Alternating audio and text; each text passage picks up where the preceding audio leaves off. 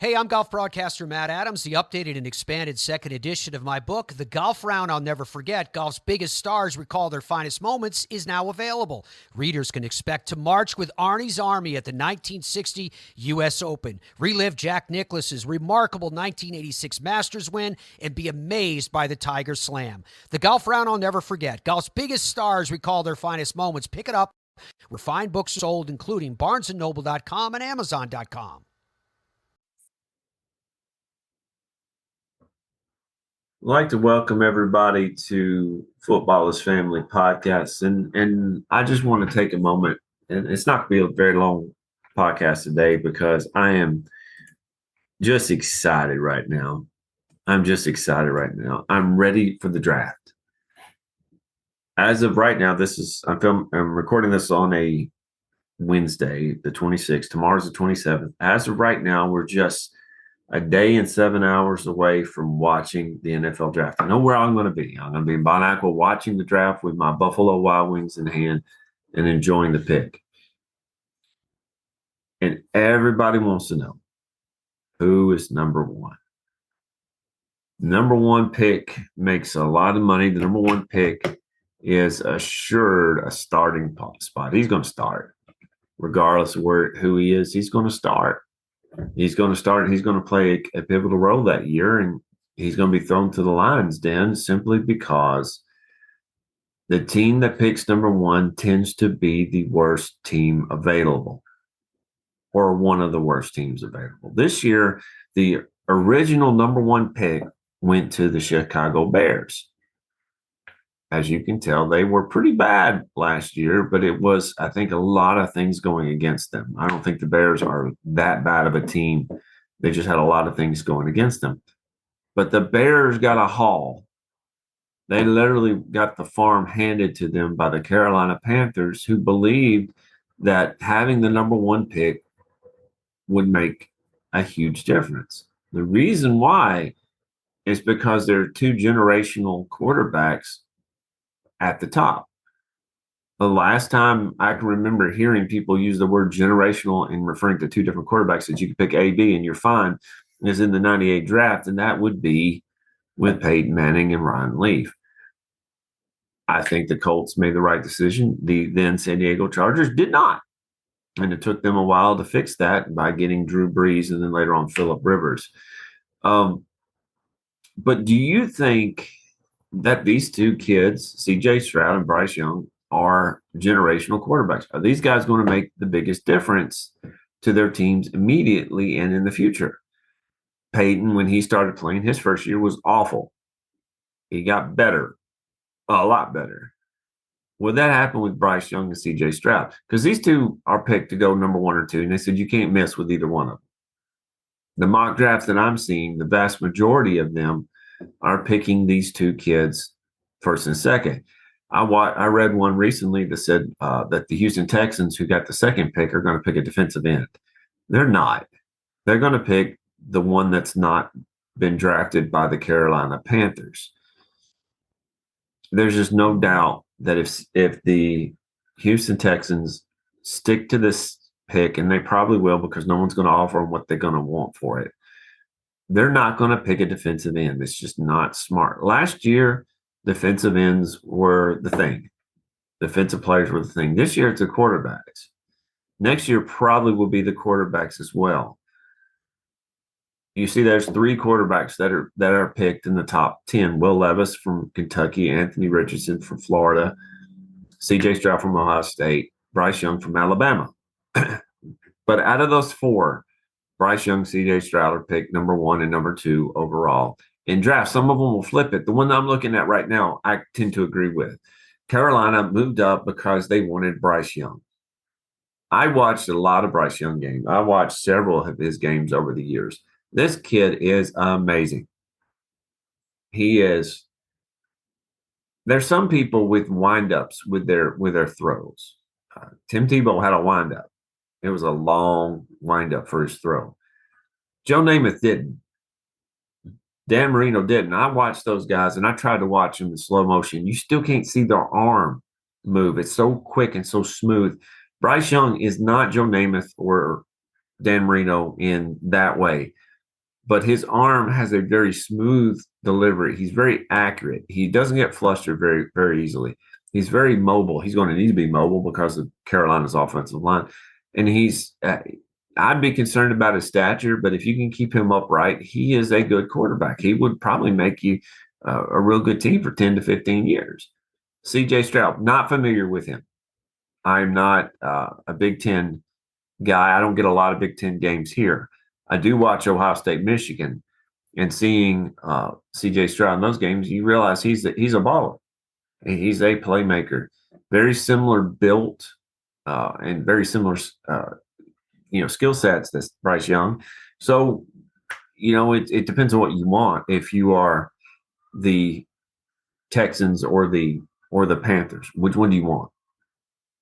My problem here is whoever the Panthers don't pick, the Texans will pick. As a Titans fan, I'm going to have to see that guy for 2 games a year for several years. And it just scares me to no end because those guys are just that good. So I'm thinking, do I want to play Bryce Young or do I want to play CJ Stroud? I don't want to play either one of them. I think they're that good. Both of them are that good. So what would you do if you were the Carolina Panthers and you traded away a lot of picks and a good receiver? DJ Moore, you traded away a lot of good players to potential players and a good player with DJ Moore to the Bears. What would you do? And by the way, the Bears trading out of number 1, they got more picks. Yes, they got a good receiver. Yes, but that means that Justin Fields is their guy and probably should be. Probably should be. I don't blame him for the last year. I blame him a lot more than that. If you're the Houston Texans, do you pick up a CJ Stroud or do you pick up Anthony Richardson or do you pick up Will Levis? My Titans have been talked about moving up to number 3. If they move up to number 3, Arizona is not taking a quarterback. Arizona probably needs more picks because they have a lot of holes to fill. But if you were the Titans and you move up, first off, what would it take to move up to number 3? A lot more than probably what you want to see and give up. But if you move up, do you take Anthony Richardson? Do you take Will Levis? Do you trade Ryan Tannehill off? Do you get rid of him? Neither one of those kids, Anthony or Will, are going to be ready this year. Don't throw them to the wolves. That's what happened with Peyton Manning, and he got better, obviously. But we have hindsight to tell us that. We don't have hindsight for those kids yet. So what would you do? I don't see the Titans moving up that high. Maybe they move up to number 10 because I hear tell that the Eagles want Derrick Henry. And if they're all in this year for a Super Bowl, then doggone it, just get that number 10 pick and get Derrick Henry. If you want to riot, Titans fans, that's when we riot because last year we got rid of AJ and that killed us. And this year, Derrick Henry could hurt us too. But anyway, what would you pick? Where does Will Levis and Anthony Richardson go? Titans don't move up to get one of those guys. Where do they go? If I look at this particular listing, the draft order, Indianapolis at number 4 probably will get one of them. Atlanta at number 8, if one's available, maybe. And the Titans are number 11, maybe, if one of them's available. But I don't see the Titans going to get a quarterback at that point. They're probably going to get that an old lineman, the kid out of South Carolina is a good pick for that. And I think that would be one of the things that as the Titans, I would probably go for him or maybe even try to work on the defensive line. But the O-line for the Titans last year was absolutely awful. Going down the list, I'm looking at number 13 with the Green Bay Packers. Do you trust Jordan Love, or do you think that you want to find a quarterback, maybe move back to the second round to find one? The Jets got their quarterback. Washington, the Commanders at number 16. Do you get a quarterback there if one's available? That's a lot to think about. Tampa Bay probably needs a quarterback. Baltimore, can you sign your quarterback to a long-term deal? Or do you look at shipping him off to move up in the draft to get Anthony Richardson or Will Levis. And you go on down the line, the rest of the guys that I'm looking at from 20 on down, other than 22 with Baltimore and maybe 23 with Minnesota, are pretty set with their quarterbacks. That way you don't have to look and say, well, what do we have to have? You can look at need. I mean, what do we have to have? Do we have to have a quarterback? You can look at need, and maybe you can look at the best player available. Again, this is why I am not a GM in the NFL right now, because I have no idea what I'm doing. I'm just enjoying the process. So, guys, enjoy tomorrow. Leave a message in the comment section. Like and subscribe, and join us each week or every other week here at the Football's Family Podcast.